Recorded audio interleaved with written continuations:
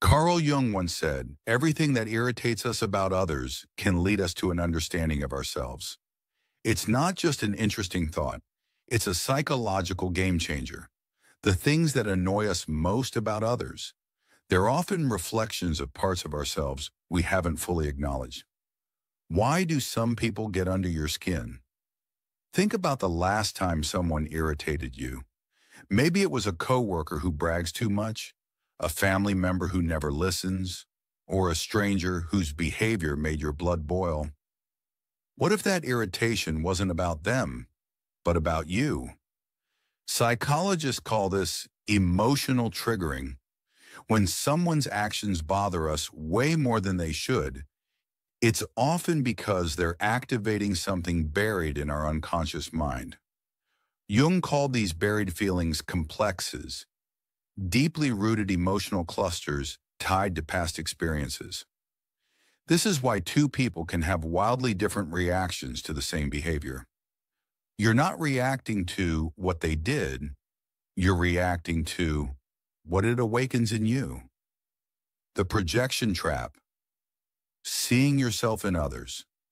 Jung's concept of projection is like a psychological movie projector. Our unconscious mind casts hidden aspects of ourselves onto others. It's not just about blaming others for our flaws. It's about seeing our own rejected traits in them. For example, a manager constantly calling others lazy may be avoiding their own procrastination. A person who criticizes others for being arrogant might be suppressing their own need for recognition. Someone who accuses their partner of being unfaithful might be battling their own wandering thoughts. Jung believed that we don't see people as they are. We see them through the lens of our own unresolved issues. This is why 10 people can have 10 completely different reactions to the same person. The shadow self, your hidden side. Jung's shadow self is the part of us we reject because it doesn't fit the image we want to project. As kids, we learn which behaviors are acceptable and which aren't. The unacceptable ones get pushed into our unconscious mind, where they don't just disappear. Instead, they find sneaky ways to show up in our lives. How? Through irritation. The more we reject a trait in ourselves, the more likely we are to be triggered by it in others. Neuroscience even backs this up. Our brains show stronger emotional responses when we encounter qualities we've repressed. This creates what's called the shadow projection loop. 1. We suppress a trait, selfishness, insecurity, ambition. 2. We see it in someone else and feel irrationally annoyed. 3. We blame them rather than realizing it's about us. The cycle repeats until we face the real issue, ourselves. Turning annoyance into self-awareness. So how do we break this cycle? The key is shifting our mindset from reaction to reflection. The next time someone irritates you, instead of just venting, try this. 1. Track your triggers. Keep a mental or written note of people or behaviors that trigger strong reactions in you. 2.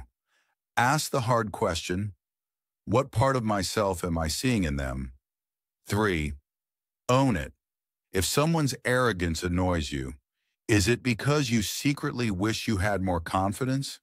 If someone's irresponsibility frustrates you, do you have a hidden fear of letting go? 4. Integrate the shadow.